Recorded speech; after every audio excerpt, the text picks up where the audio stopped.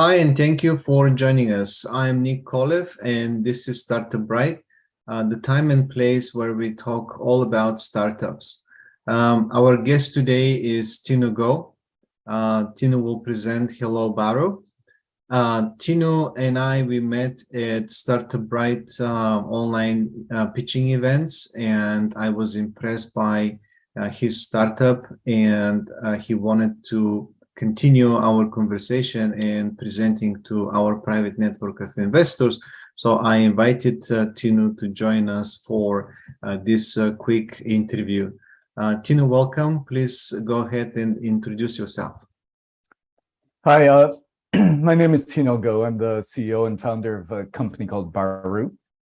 And Baro leverages super commonplace but underused robotics in our hometowns to bring manufacturing back and to our communities. We're creating local jobs and we're supporting local businesses using their underused manufacturing automation.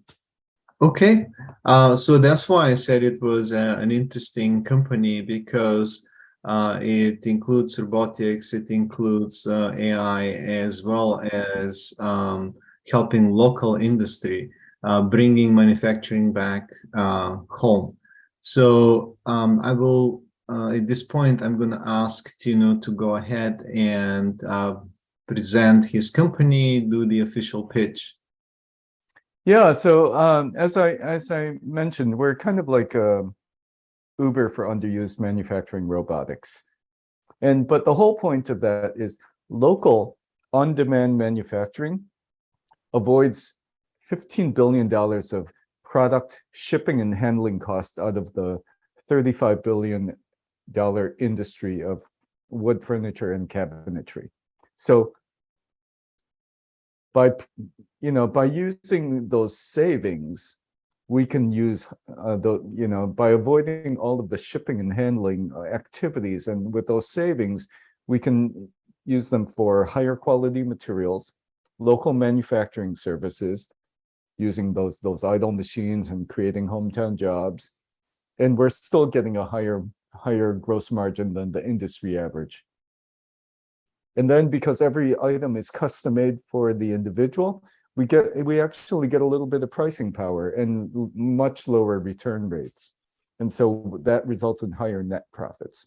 So it's a complete rethink of how do we deliver exactly what is in a shopper's imagination and produce it. So the basic, the genesis of this idea was three observations. The first one was I wanted a bookcase for my own home. I couldn't find it, and which is a common occurrence. But when I discovered to get one made was a medieval process, that was just shocking to me, and it was really unacceptable, because I knew that the state of software and the state of automation had become so advanced and so widespread that my thought was I should just be able to imagine something and then the robot should start producing. So I investigated, how come the industry wasn't really taking advantage of this technology. I spent 2 years traveling back and forth to High Point, North Carolina, to the furniture show. Those retailers and those manufacturers that I spoke with over the course of 2 years, they all understood that the demographics and the trend and the industry was moving that way, that the demand was there, but none of them were going to do anything about it. That shocked me until I read The Innovator's Dilemma by Clayton Christensen. And that insight was what led me to conclude that this has to be a startup. To come into the world, this has to be a startup. And so that's what started the journey. And then over the course of the journey, I discovered that there are about 4,000 panel processing machines in the United States that are on average only used two hours a day. These panel processing machines are the robotics, so we can control them digitally, remotely. And we even received a patent on the process where we can use augmented and virtual reality to change the product and have that dynamically be changing the manufacturing instructions. And then, and then my background is, at least for the past 21 years, has been in corporate finance. So I started in investment banking, and then I did workouts and turnarounds, and then direct oversight of companies as a controller or as CFO.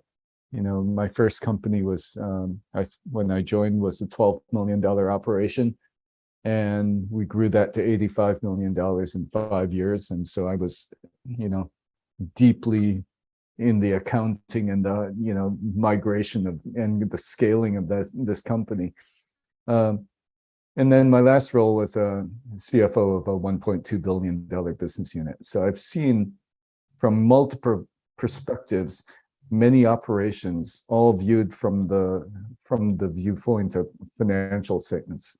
So I see operations in terms of, you know, income statement, balance sheet, and cash flow statements. So that background led me to understand that, okay, if we can produce using idle machines in customers' hometowns, we can remove the entire inventory handling and global distribution cost structure. And so that's what we're doing. Okay, thank you. Thank you very much. And I said that this was very interesting idea and invention. And basically what my understanding is that what you're doing is that you find underutilized machines that can be used to manufacture cabinets and probably other later maybe other items, and you can help customers request a very customized production, and you utilize these machines that will be sitting idle otherwise and not used. So it's a win-win situation for everybody, because, you know, customers, they get what they want that fits their kitchen or whatever in the future you're gonna manufacture. And on the other hand, you enable these big investments that companies made for CNC machines or other equipment maybe in the future to be fully utilized. Is that correct? Is that that's exactly correct? Perfect, perfect. So my what you said was that you basically faced this problem some time ago. So I usually ask people, how did you come up with this idea? But it looks like it came from personal need. Yeah, it was a personal need, and then the, you know, the realization that the you know, I knew that the automation existed. You know, I had been watching the makerspace phenomenon for a number of years. I knew that technology had become industrial grade because I oversaw a number of manufacturing companies, you know, including a landing gear manufacturer with 2 plants. And so so I knew the technology was out there. You know, after spending 2 years trying to convince the industry to adopt this technology and giving up, I kept talking with potential, you know, I kept discovering the demand side, just talking with everyone I could. And during that year, so this was 2017, during that year, I got orders. You know, here I am, Tino Go, fractional CFO for, you know, big companies. And I got orders from professional, very prominent interior designers as well as consumers. And all of those orders, you know, I sold over $20,000 of goods just because people asked. So you accidentally found an industry that you can fulfill the needs for, right? Yeah. It sounds like that. So how do you find your customers?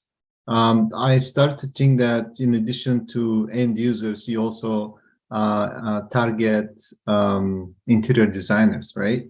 Yeah, yeah. And so right now, we are targeting property developers, home flippers, and interior designers. We're focused on cabinetry because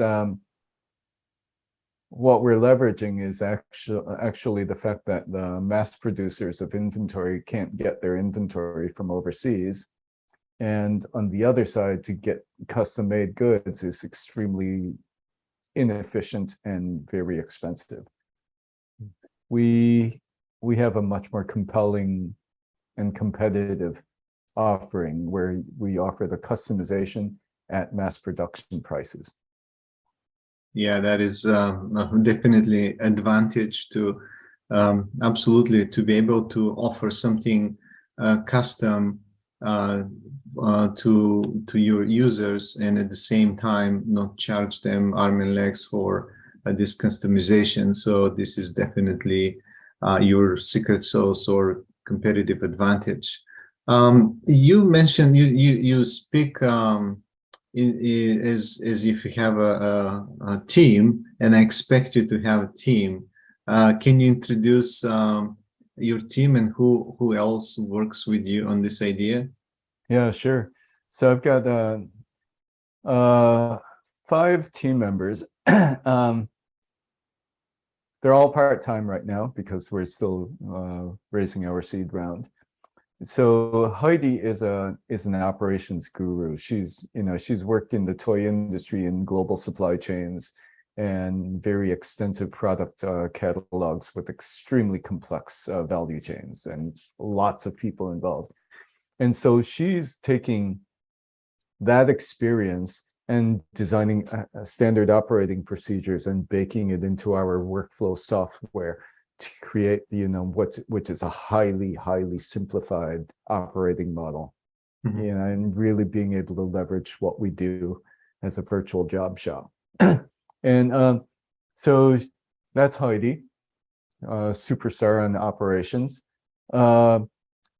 And then I've got Leland, who was not only our first manufacturing partner, and he's in upstate New York, a former president of the Cabinet Makers Association, an expert on automation in this industry. I actually met him, or I saw him speak at an industry trade show on CNC automation and how you can be creative with automation to improve operations and improve the customer experience. So I essentially stalked them for a couple of years before I invited them to be our first manufacturer and also to eventually become a co-founder. And then I've got on the IT side, software development, really great UI UX full stack developer, serial entrepreneur, and he's had the full range of experience all the way up to CTO, but he's also a great individual contributor. So he's working on our latest website, which is barucabinets.com. We're in the process of finalizing that, where we'll be baking in that pricing model, and that customization model directly. And then on the IP side, so I've got 2 people. So we have our first patent, and so I have a patent agent developing continuations on that initial patent and developing that patent portfolio. Our first continuation was applying the mass customization using augmented reality to medical implants, so that the implant can be modified directly for the patient, translating what's in a doctor's imagination and translating that experience and wisdom into the physical product for an individual patient.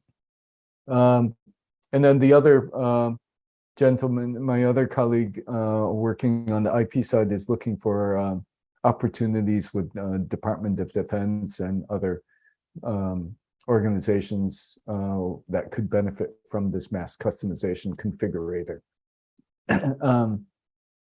Yeah, so that's the team, operations, and so also some long range IP development. Good, yeah, and good to hear that you have a very strong team and you're working together with these people to get your I think it's not an idea. It's getting real because you said you already um, have orders.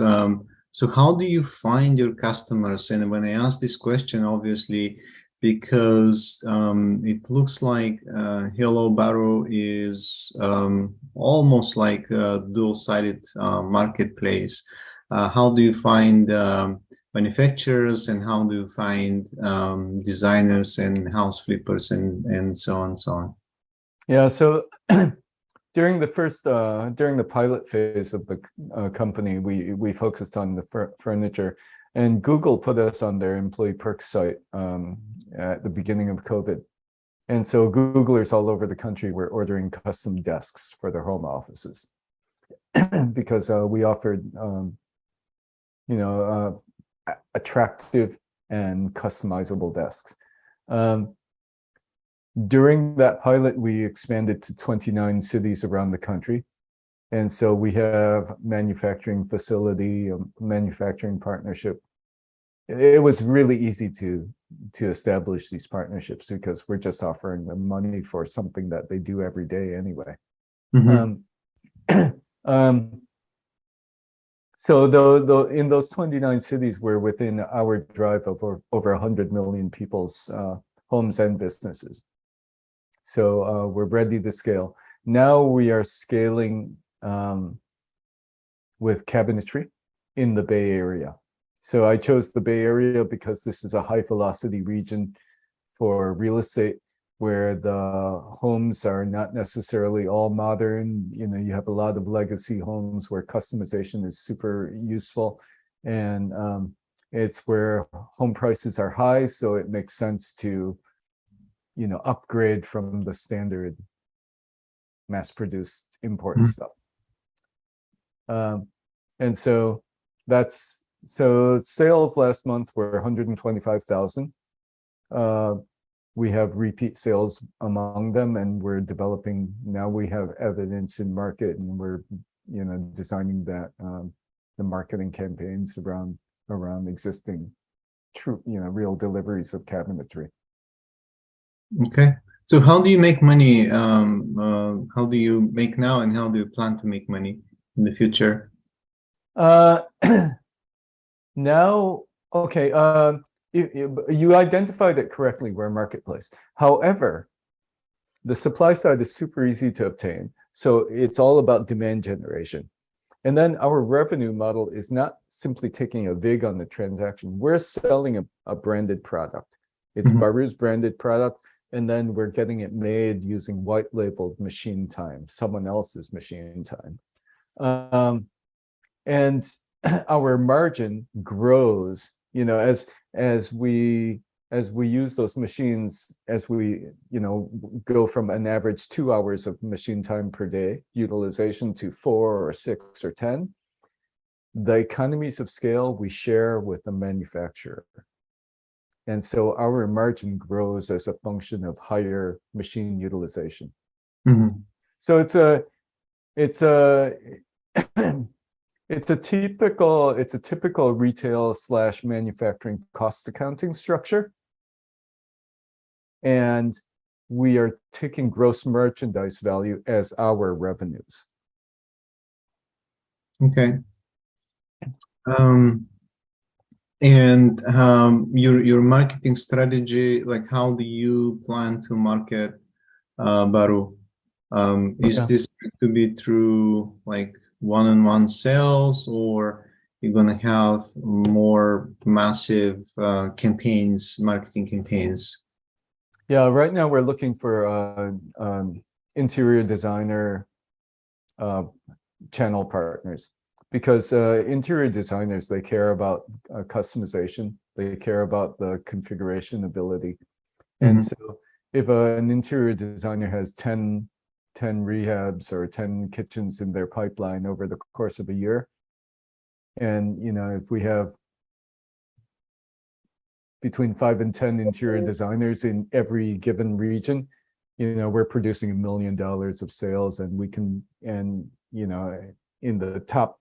So $1 million of sales for a typical company is is a bankruptcy level of sales. They can't survive on that. Our difference is we have no fixed cost infrastructure. So if we achieve $1 million of sales in all of the 29 regions, that would produce $8 million of gross margin that we can reinvest to intensify our marketing in all the regions and in more regions. And so it's all about having broad awareness in any region, because we can effectively be within an hour of between 225 and 250 million people, because that's where the machines are in the metro areas. Oh, I see. So you are trying to get within about an hour of delivery of each of the machines. Exactly. Yeah, I didn't explain that, but that's part of our cost structure. We intentionally limit our delivery region to within 1 hour drive of a manufacturer, because that is last mile delivery, and we avoid long distance logistics and freight costs and all the packaging and cost and all of the risk, the damage risk. Mhm. And so localized manufacturing is actually part of our operating structure. Okay, yeah, well, it definitely makes sense if you're talking about working with the local, helping local economy, then this limit, and within 1 hour of delivery, you can cover a lot, like huge area in each city, right? So here, for example, in LA, I'm sure that if you get through 2-3 manufacturing partners strategically positioned in geographically, you can cover very much the whole LA area. And San Francisco is much denser than LA, and within an hour, well, with the traffic, you're limited there, but you still can cover a lot, and you can achieve a lot.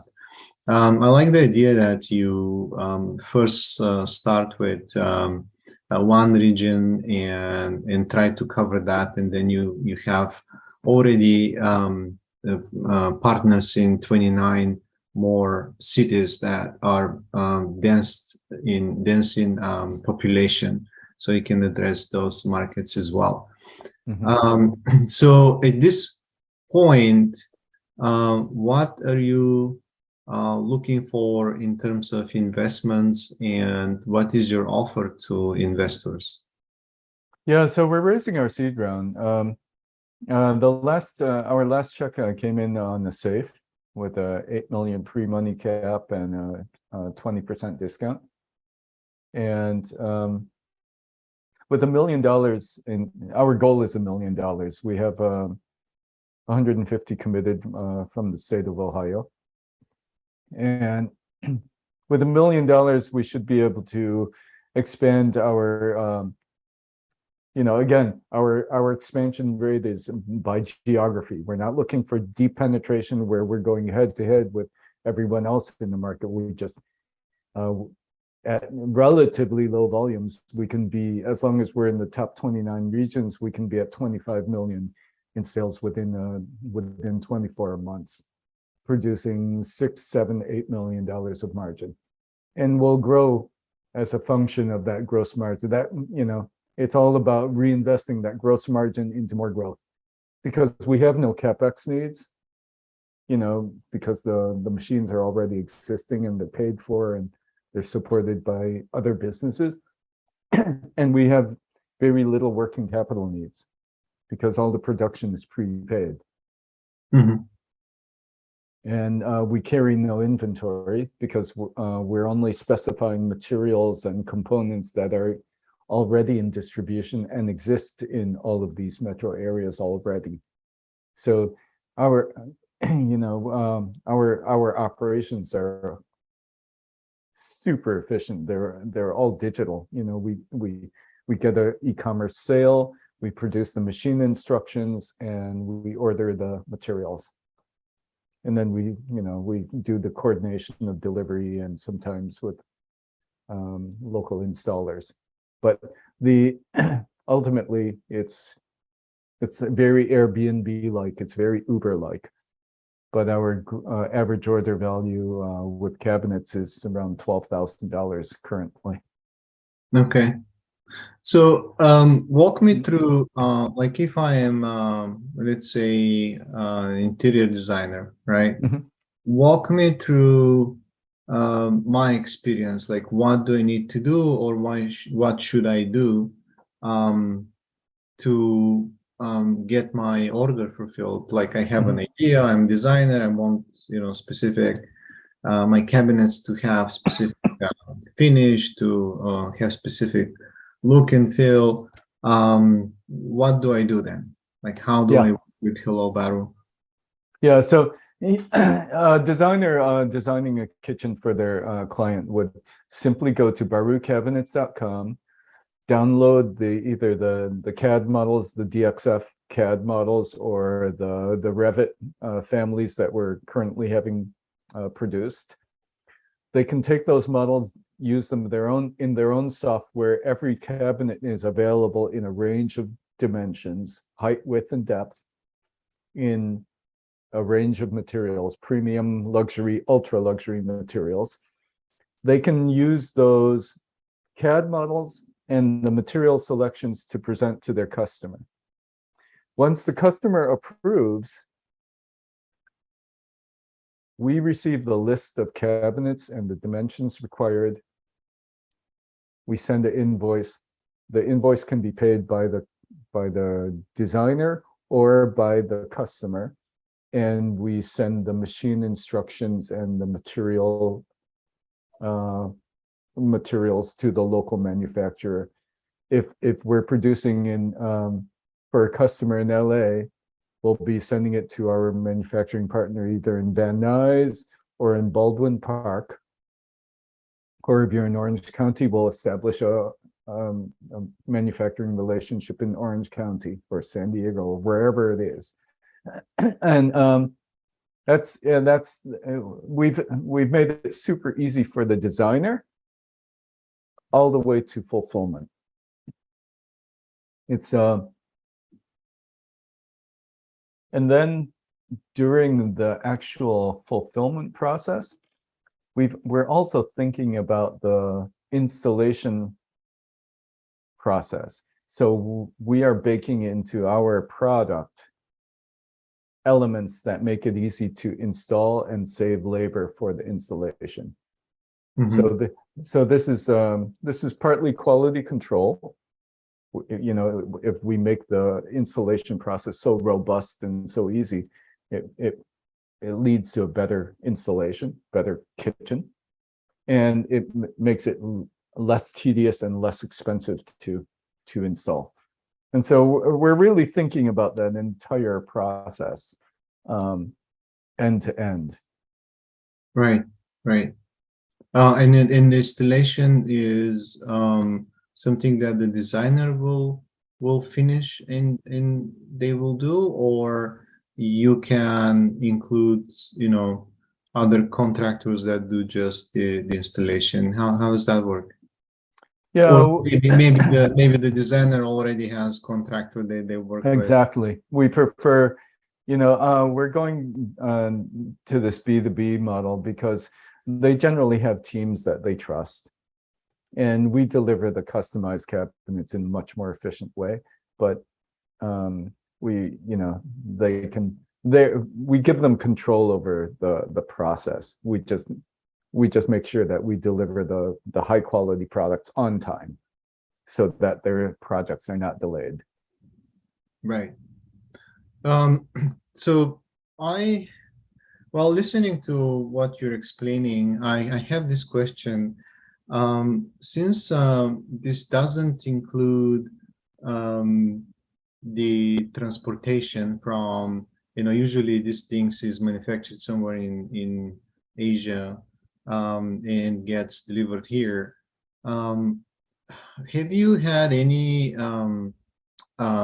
chance to kind of calculate what is your CO2 footprint compared to a similar manufacturing that is going to come from Asia?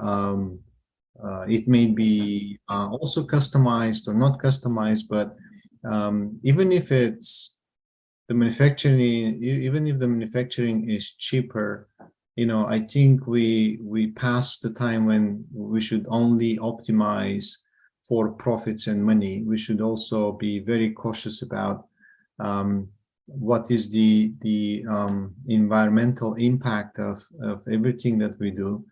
So my question is, have you had the chance or opportunity to make this comparison? Can you say that, okay, what we do, our CO2 footprint is no more than getting it manufactured in Asia?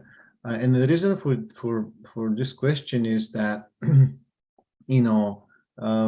those big ships, right, that move stuff around the world, they have huge impact for our CO2 environmental impact. And it looks like everybody's talking about cars and food and all that stuff, which is way less than the CO2 footprint of these huge tankers and cargo ships. Have you had a chance? Have you calculated any of this? Yeah. Every container that's shipped halfway around the world emits enough CO2 equivalent of driving a car 30,000 miles. Just the furniture industry imported enough containers per year to take, it's the CO2 equivalent of 2 million cars on the road every year. And so you're right that globalization has a huge negative impact on greenhouse gas emissions. Baru, we've reduced our supply chain structure to just hometown. So we're talking a 1 hour radius for supply and the customer manufacturing relationship. And then we have a huge reduction in CO2, and then we wipe out our environmental footprint by planting for every piece of furniture 3 trees. And so after 3 years, those trees replace the wood that we use, and they start absorbing more CO2 than our process put into the world. So we're actually carbon negative. Oh, I didn't know that little detail, that you were actually planting trees as well. But that is really good. That is awesome. Yeah, it's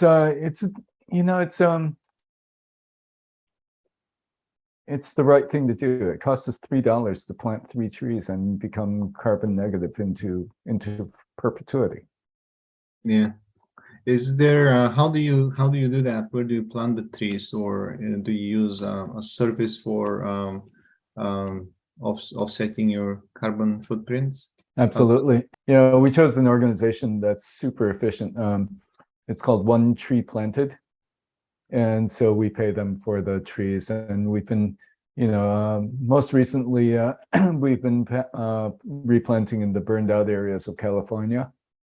But they're global, they plant globally, and their administrative structure is super efficient. They use very little on admin and marketing, and most of it is actually deployed to planting. So we pay them periodically.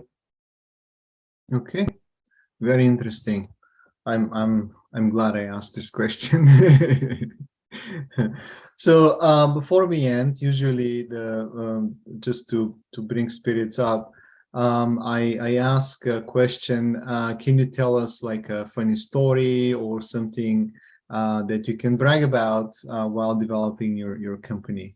Do you have a story like that that you can share with us? I don't know if this is funny, but it's I had this idea that we were going to build this multi-sided marketplace based on transferring digital operating instructions from, converting it from idea into machine instructions. And I was talking with one of my early co-founders, and he said, we can instruct what the machines should do with augmented reality. So as you're changing the product in augmented reality, as you see it in your space and you're changing that product, the dimensions, colors, and material, we should be able to translate that into machine instructions. And I thought that was so brilliant.